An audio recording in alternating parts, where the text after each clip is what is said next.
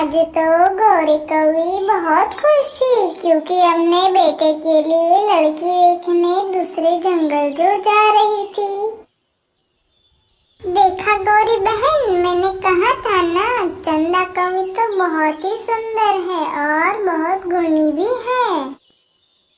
ये आपके कालू के लिए एकदम सही है। हाँ रानो बहन, वाकई में मुझे चंदा कौवी बहुत पसंद आई। आप अभी ये रिश्ते की बात आगे बढ़ाओ, मेरी अनुमति है। हाँ मौसी जी, अब आप बताओ, आपको कालू बेटा पसंद तो है? रानो बेटी, ये रिश्ता आपने लाया है तो मुझे क्या आपत्ति होगी। तो ठीक है, अब हम मिठाइयाँ खाते हैं। अगले हफ्ते हम आपकी बेटी को बहू बनाकर ले जाएंगे। फिर वो सभी पक्षी खुशी खुशी मिठाइयाँ खाते हैं कि तभी कालू कौवा बोल पड़ता है। अगर आप सबकी इजाजत हो तो मैं चंदा जी से कुछ बातें अकेले में करना चाहता हूँ। कालू, कुछ शर्म करो, अभी तुम्हारी शादी हुई नहीं है, ये तुम क्या कह रहे हो? अरे गौरी बहन, कालू को मत डांटिए, आजकल के मॉडर्न जमाने में सभी लोग ऐसा करते हैं।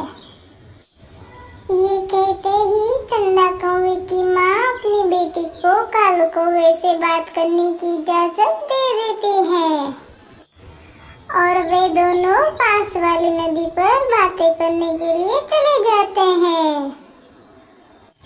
आप बहुत सुंदर हो चंदा जी, मैंने जैसा अपने सपने में देखा था उससे भी कहीं ज्यादा सुंदर। आप भी मुझे बहुत अच्छे लगे कालू जी, और आपकी मम्मा भी बहुत अच्छी है। चंदा जी, मेरी एक इच्छा है कि मैं अपनी होने वाली पत्नी को अपनी पहली मुलाकात में एक तोहफा दूं। ये हार तो बहुत सुंदर है कालू जी, अगर ये हार आप अपने हाथों से मुझे पहनाएंगे तो इसकी रौनक बढ़ जाएगी। फिर वो हार कालू कौवा चंदा कौवी के गले में पहना देता है। फिर वो दोनों खुशी से उड़कर घर वापस आ जाते हैं। सच में मेरी बेटी के तो भाग खुल गए, जो इतने अच्छे परिवार का रिश्ता मिला है। अरे आप अकेले के ही भाग न खुले हैं, मेरे बेटे की भी अच्छी किस्मत है जो उसे सुशील और गुणी चंदा जैसी पत्नी मिलेगी। फिर गौरी और रानो चिड़िया वहाँ से अपने जंगल चले जाते हैं। एक हफ्ते का समय था, फिर वो दोनों परिवार शादी की तैयारियों में व्यस्त हो जाते हैं। बस 4 दिन ही पड़े हैं शादी के लिए और काम ढेर सारा पड़ा है, पता ही नहीं चलता कहाँ से शुरू करूँ और कहाँ पे खत्म करूँ। हाँ, मैं सबसे पहले बैंक में जाकर रुपए निकाल के आती हूँ जो तेरे माता पिता ने जमा किए थे। अरे दादी माँ, आप घर में ही रहे, बैंक से पैसे मैं निकाल कर लाती हूँ। ना चंदा बेटी, एक से भले 2, मैं भी तेरे साथ चलती हूँ। ना दादी माँ, ऐसा कुछ नहीं होगा, आप चिंता मत करिए, मैं थोड़ी देर में बैंक से पैसे निकाल कर आ जाती हूँ, आप घर में आराम करें। ऐसे समझाते हुए चंदा कौवी बैंक से पैसे निकालने के लिए चली जाती है। वो पैसे लेकर रास्ते में उड़ रही थी और अपने घर आ रही थी, तभी एक बदमाश पक्षी उसे देख लेता है और इसका पीछा करने लगता है। इस कौवे के पास तो ढेरों रुपए है, अगर ये हाथ लग जाए तो मजा ही आ जाएगा। फिर वो पक्षी जल्दी से उड़कर चंदा कौवे के आगे आकर उसके सामने खड़ा हो जाता है और उसे डराते हुए कहता है, अरे कौवी, ये सारे पैसे मुझे दे दे वरना मैं तुझे जान से मार दूंगा। नहीं, ये पैसे मैं आपको नहीं दूंगी, ये मेरे माता पिता की कमाई है। ये कहकर चंदा कौवी वहाँ से भाग जाती है और और चोर भी उसके पीछे पीछे भागता है। चंदा कौवी बहुत जोर से उड़ी जा रही थी कि तभी अचानक एक बस से उसका एक्सीडेंट हो जाता है और ये सब देखकर वो बदमाश वहाँ से भाग जाता है और चंदा कौवी घायल हो जाती है। हे भगवान, ये तूने क्या कर डाला? 4 दिन बाद मेरी पोती की शादी थी, अब क्या होगा? डॉक्टर साहिबा, मेरी पोती ठीक तो है ना? हाँ, वो ठीक है, लेकिन वो इस समय बेहोश है। लेकिन एक बुरी खबर है। बुरी खबर? क्या है बुरी खबर? बताओ, बुरी खबर क्या है? मेरा दिल बहुत घबरा रहा है, जल्दी से बताओ।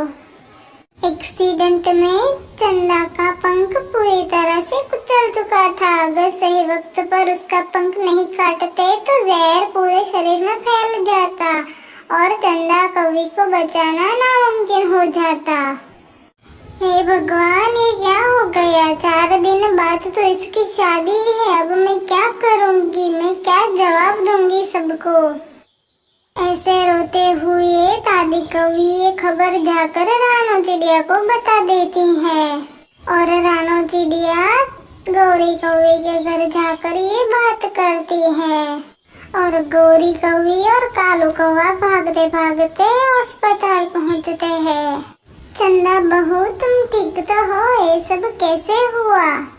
फिर दादी कौवी रोते हुए उनको सारी बात बता देती है। कोई बात नहीं दादी माँ, आप रोना बंद कर दीजिए। जब तक चंदा बहू पूरी तरह से ठीक नहीं हो जाती तब तक हम शादी नहीं करेंगे। दादी कौवी ने गौरी को चंदा के पंख टूटने की बात अभी तक नहीं बताई थी, लेकिन वो मन ही मन बहुत परेशान थी। मुझे चंदा बेटी के पंख की बात इन सबको बताना ही होगा। मैं इतनी बड़ी बात इनसे नहीं छुपा सकती।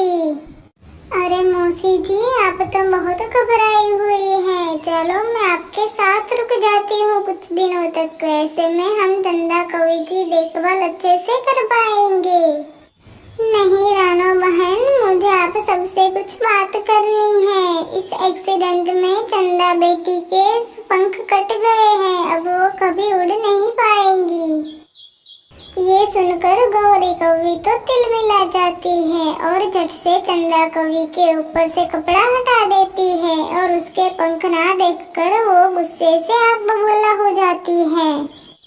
अच्छा, तो इसलिए बुढ़िया कब से परेशान थी और हमसे छुपा रही थी कि हम इसकी अपाहिज बेटी को अपने घर की बहू बना कर ले जाए। नहीं नहीं गौरी बेटी, ऐसी कोई बात नहीं है। मैं तो हिम्मत जुटा रही थी, आपको धोखे में नहीं रखना चाहती थी। नहीं नहीं, मैं आज से ये रिश्ता तोड़ती हूँ। मैं क्या पागल हूँ कि अपने बेटे कालू के लिए ऐसी अपाहिज बहू ले जाऊंगी। चलो रानू जी, हम यहाँ से चलते हैं। अरे गौरी कालू, एक बार ठंडे दिमाग से सोच कर देखो, इस सब में चंदा बेटी का क्या कसूर है? अगर आप ये रिश्ता तोड़कर जाओगे तो चंदा बेटी से कौन शादी करेगा? अरे रानो चिड़िया, तुम्हें इसकी इतनी परवाह है तो इसकी शादी अपने बेटे से करा दे, लेकिन हमसे ना के इस अपाहिज की शादी अपने बेटे से कराने के लिए। ऐसा बोलकर गौरी और कालू कौवा वहाँ से अपने घर चले जाते हैं। मम्मी पापा, आप दोनों कहाँ गए थे? ये देखिए, हम ये नए कपड़े लाए हैं। शादी के दिन हम सब यही कपड़े पहनेंगे। अरे बेटा, आपकी शादी उस चंदा कौवी से नहीं होगी। हम जल्दी ही आपके लिए एक अच्छी सी कौवी ढूंढ लेंगे। हाँ बेटे, चंदा का एक्सीडेंट हो गया है और उसके दोनों पंख कट गए हैं। अब हम आपकी शादी उससे नहीं कर सकते हैं। मम्मी पापा, हम ऐसा नहीं कर सकते। चंदा कौवी के पास हमारे सिवा और है ही कौन? अगर मैं भी उसका साथ छोड़ दूँ तो वो जीते जी ही मर जाएगी। आप जरा सोचिए, अगर ये हादसा मेरे साथ हुआ होता तो आप पर क्या बीतती। बेटा, ज्यादा जज्बाती मत बनो। हम बड़े हैं तुमसे और हमारा फैसला तुम्हें मानना ही होगा। नहीं मम्मा, मैंने चंदा को अपनी जीवन साथी के रूप में चुन लिया है। अब मैं उसी से ही शादी करूँगा और किसी से नहीं। ये कहकर कालू कौवा वहाँ से भाग जाता है और चंदा कवि से मिलने को चला जाता है। आप क्या कहते हैं जी, हमें कालू की बात मान लेनी चाहिए क्या?